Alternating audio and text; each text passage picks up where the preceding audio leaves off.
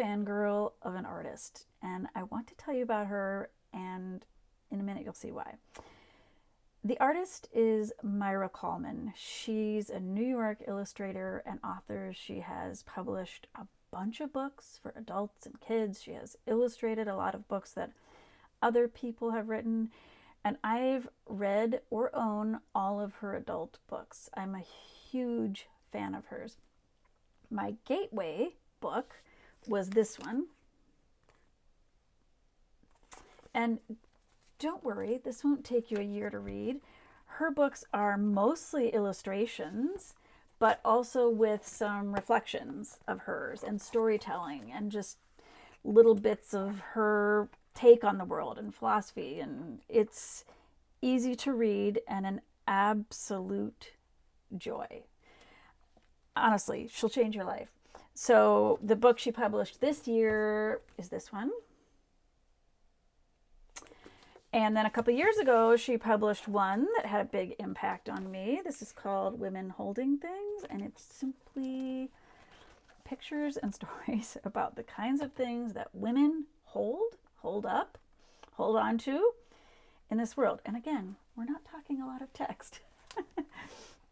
But recently, a follower said to me, have you read Women Holding Things? Because there's what amounts to an obituary in there. And I was like, I don't remember that. Let me go back. So I did. And I need to share this tiny little bit with you because yes, indeed, it is an obituary in this book. So the women in this painting are my mother-in-law, Marianne, and her twin sister, Dolly.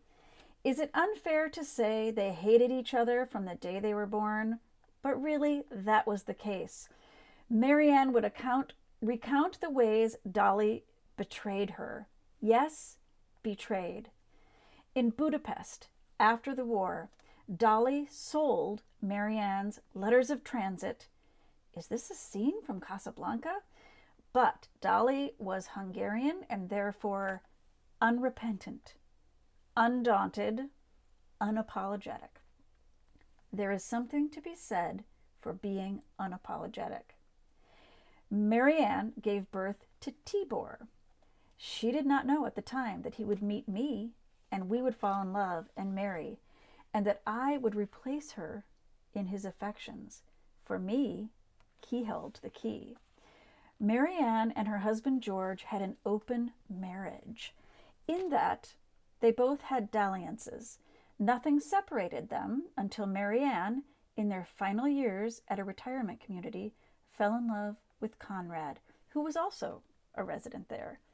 Because they were all living in the tiny community, Marianne tried to keep it a secret from George. She could not be that open. One day, Conrad and Marianne took a secret trip to Paris, having told George that she was going to visit her sister Dolly in Canada. No sooner had they left for their tryst when Dolly called George and told him where Marianne was not and where she was. Where she was in a beautiful apartment on the Ile Saint-Louis. Every morning, Conrad brought Marianne croissant and a coffee on a tray, a honeymoon of sorts. They went to Parc Monceau. They went to the Nassim de Camondo Museum. They went for romantic dinners at Chez Georges, which is ironic. And then they returned home. George moved out of their house. He was almost 90 and couldn't abide this romance. In the end, George died in Marianne's arms, and a few years later, Conrad died in Marianne's arms. Nothing is easy.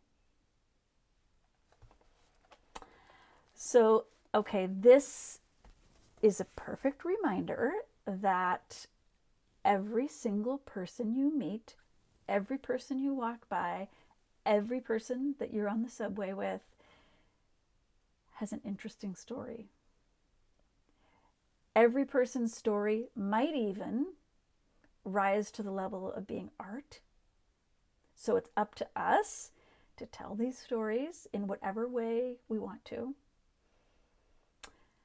Marianne, rest in peace.